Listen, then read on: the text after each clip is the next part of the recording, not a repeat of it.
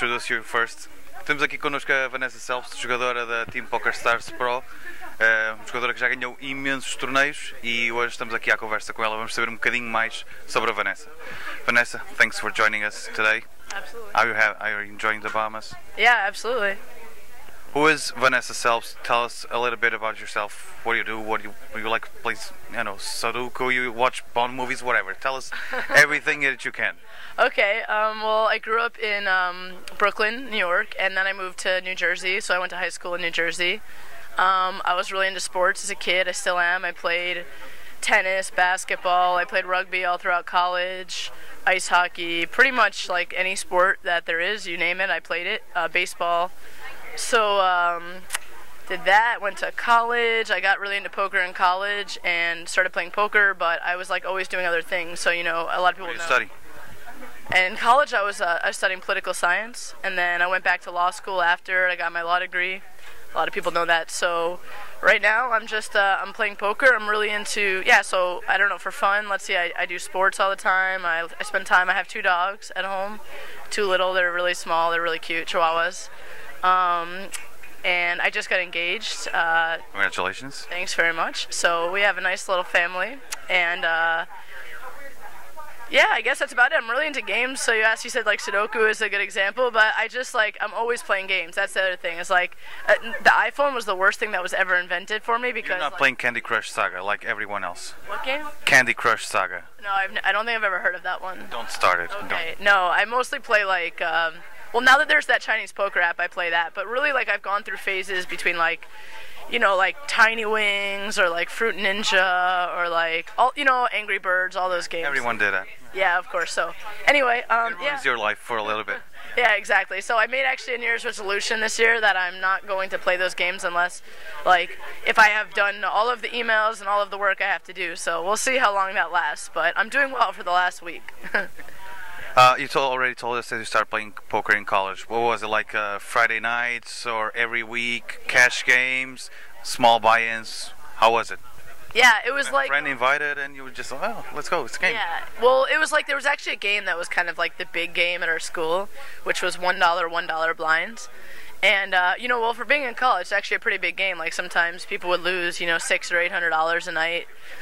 Which is a lot of money when you're in college and just playing for fun. But the players in that game were really, really good, and I started to, I mean, at the time, for college, they were really good. So I heard about online poker, and I started playing on Pokerstars, and I, you know, went and discovered the online forums, started meeting people, and just playing poker all the time, pretty much. So the game in college was like Monday, Wednesday, Friday, Sunday, maybe, like, you know, 4 nights a week we'd be playing all night. But when I wasn't playing with them, I would go up to Foxwoods, play there. I was playing online. Are you in Connecticut? Yeah, I was in Connecticut for school.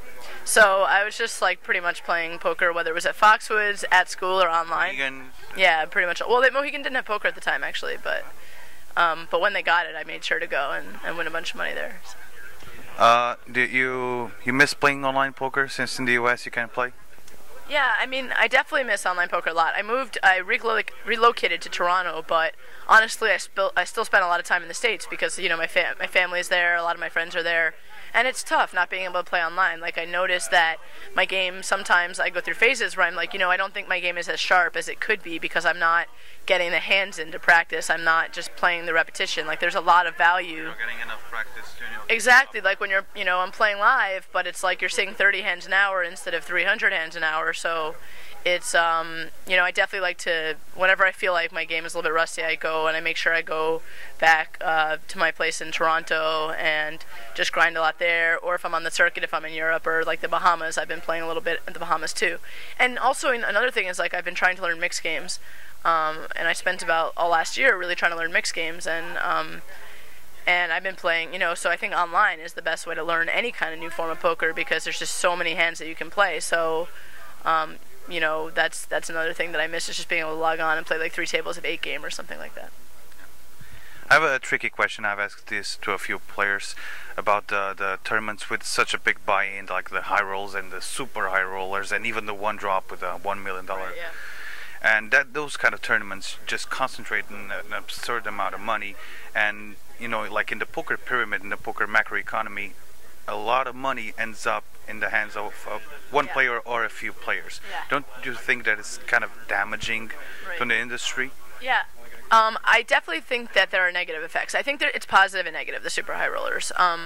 The negative side is definitely what you said, is that it's, it is concentrating a lot of money in the hands of a very few, and it's going to make people broke a lot faster. And, we saw it with the full tilt multi-entries and stuff like that, where it's just like, I just don't think that they're positive. I've said this before on other interviews too, that I don't think the re-entries in general, the WPT re-entries, things like that, I don't think those are positive either for the same exact reasons that you're saying.